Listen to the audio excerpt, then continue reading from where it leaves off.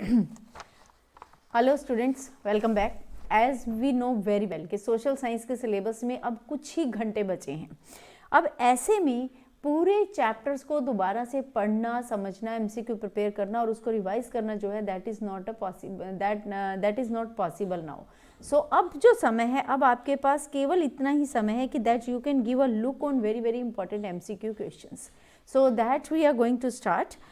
Without wasting the time, let us start the chapter. Firstly, we are going to start the chapter Rise of Nationalism in Europe. अब nationalism in Europe में जो हमारा सबसे पहला question है MCQ का, जो वेरी इंपॉर्टेंट है एंड होपफुली इनमें से बहुत सारे क्वेश्चंस हैं जो पेपर में आने की पॉसिबिलिटी भी है. Which of the following treaty reorganise Greek as an independent nation? Treaty of Sevres, treaty of Versailles, Treaty of Lausanne, Treaty of Constantinople. So right answer is Treaty of Constantinople. Right. Next one is second question. Identify the correct statement with regard to Act of Union 1707 from the following options. We have to write down the correct statement. एक चीज़ ध्यान रखेंगे, questions में sometime जो आ जाता है आपका incorrect statement और बहुत बार आपका आता है correct statement. So what is the correct statement? The British monarchy surrendered the power of English parliament. Second is the British parliament seized power from Ireland. Third one is the formation of United Kingdom of Great Britain. Fourth and last option is the British nation was formed as a result of a war with Scotland and Wales. So right answer is the formation of United Kingdom of Great Britain. Right? And now question number third. तीसरा जो question है that is which of the following resolution is called the first clear expression of nationalism? कौन सा जो resolution है उसको first clear expression माना जाता है nationalism का? French revolution, Russian revolution, glorious revolution और the revolution of the liberals? Right answer is French revolution. Then which of the following signify the idea of liberal nationalism in 19th century Europe? Europe में 19th century में जो liberal nationalism का idea, इनमें से जो भी आपको option दिए कहाँ सिग्निफाई होता है? First one is emphasise on social justice, state planned socio-economic system, freedom for individuals and equality before law, supremacy of state oriented nationalism. Right answer is freedom for individual and equality before law. Then next question हमारा है who among the following remarked when France sees the rest of the Europe catches cold? It's very important question कि ये जो statement है किसने दिए थे, words किसने बोले थे? Giuseppe Mazzini, Metternich, Otto von Bismarck और Giuseppe Garibaldi. Right answer is Metternich. Which one of the following events was hosted by Austrian chancellor Duke Metternich in 1855? जो ड्यूक मेटरनिच था ऑस्ट्रेलियन चांसलर, 1855 में कौन सा इवेंट था जो उसके द्वारा होस्ट किया गया था? Meeting at the Frankfurt parliament, treaty of Constantinople, congress at Vienna और national assembly? Right answer is congress at Vienna. To whom was the power transferred after the French revolution? French revolution के बाद जो power थी वो किनको transfer कर दी गई थी? To the England, body of French citizens. There was anarchy after the French Revolution. Sorry, here the word is monarchy. After the French Revolution or monarchy, body of French citizens. Then this is the right answer. What is the significance of Treaty of Constantinople? Treaty जो कंस्टेंटिनोपल treaty हुई थी उसकी significance, उसकी importance क्या थी? It recognised Greece as an independent nation. इसके बाद जो ग्रीस था वो इंडिपेंडेंट नेशन बन गया था.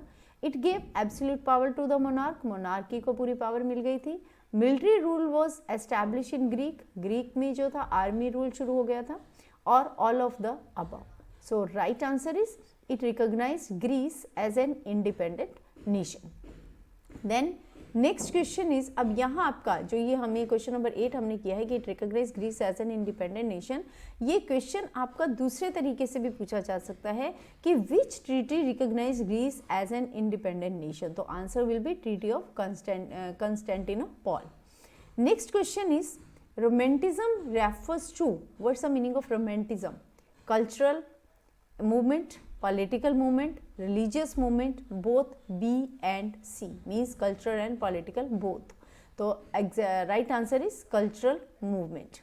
Which of the following event was hosted by Austrian Chancellor Duke Metternich in 1815? It's a repeated question कि ड्यूक मेटरनिच ने कौन सा जो इवेंट था उसको होस्ट किया था? That is meeting at the Frankfurt parliament, treaty of Constantinople, congress at Vienna, national assembly. तो right answer is congress at Vienna. Who among the following formed the secret society called Young Italy? It's also a very important question कि जो secret society थी young Italy के नाम से, उसे किसने बनाया था?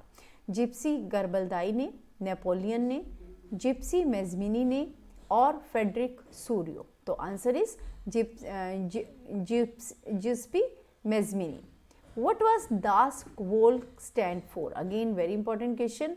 It means folk tales, common people, folk song or tricolor flag. Exact answer is common people. Then next one is, which of these symbolize the aspect of heroism in Germania? Germania में जो heroism का aspect था उसका symbol क्या था? Red cap, the tricolor flag, the cockade और the oak leaves. तो right answer is किससे सिंबलाइज होता था? oak leaves. Which one of the following statement is false regarding the Juventus formed in 1834? Here it is formed in नहीं आएगा यहाँ पर. The Juventus formed in 1834, जो 1834 में जॉल्वेरिन बना था उसके बारे में कौन सा, यहाँ आप देखिए here they are saying about the false statement, not the correct. So you have to be careful while reading the question.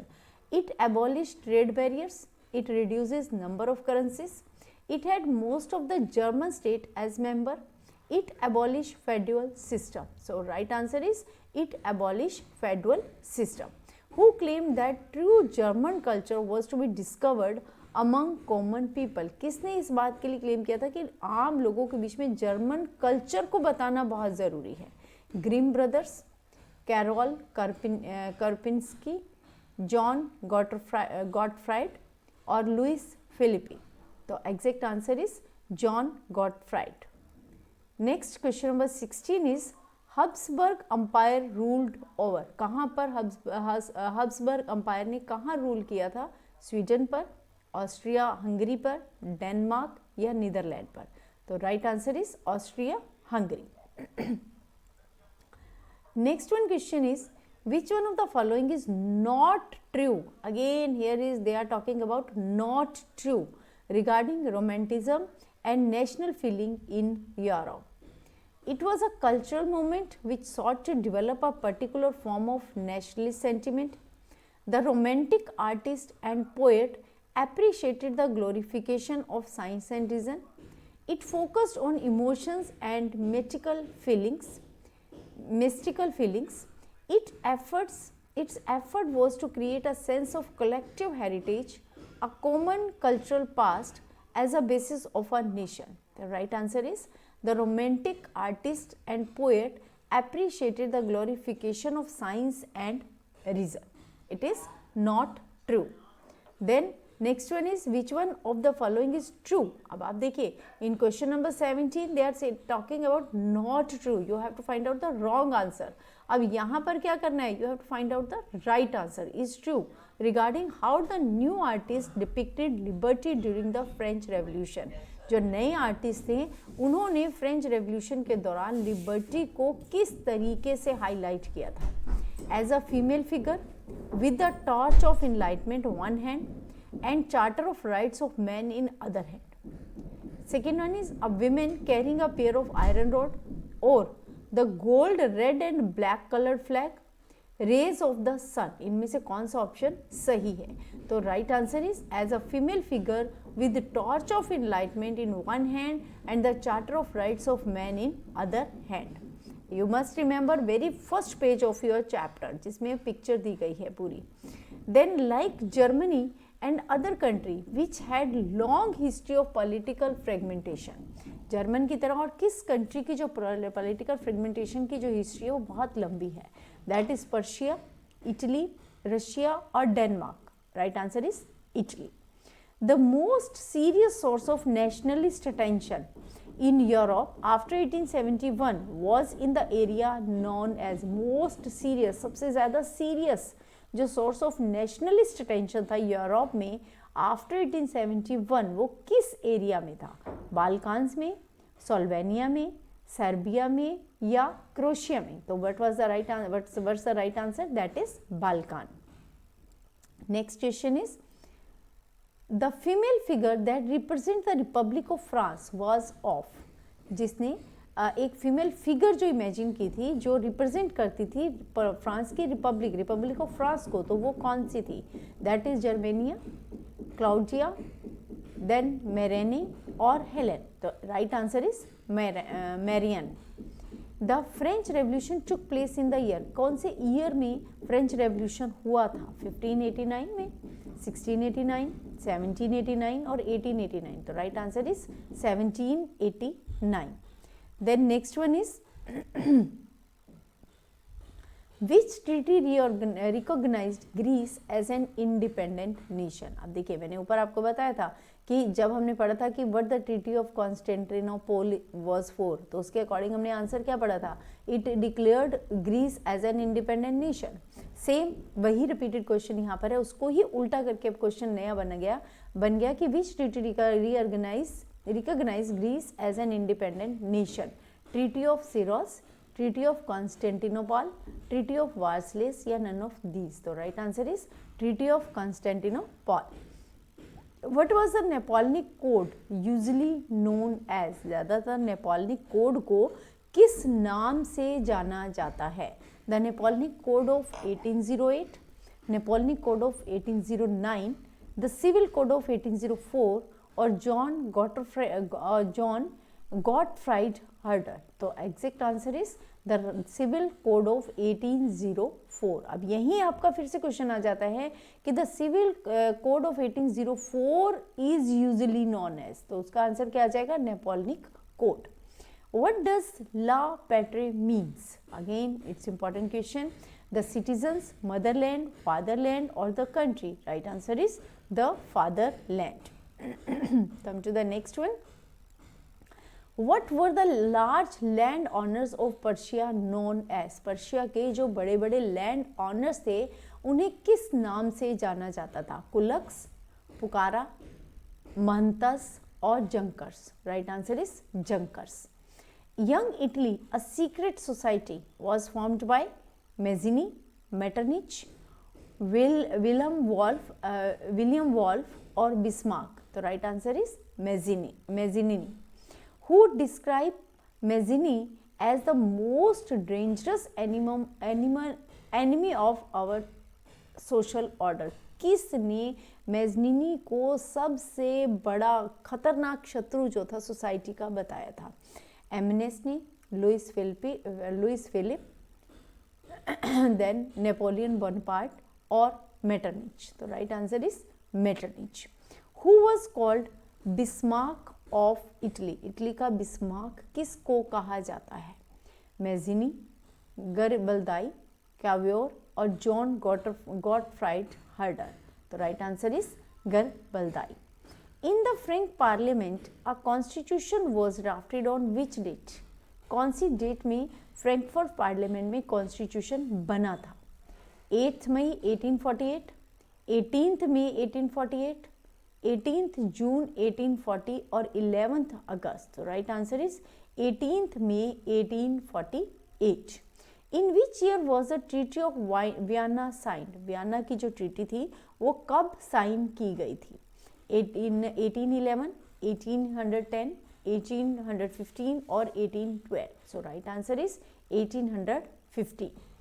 Who was Frederic Sorrieu. Frederic Sorrieu कौन था? Again it's important question. A French philosopher, French leader, a French artist or a French cartoonist. So right answer is a French artist.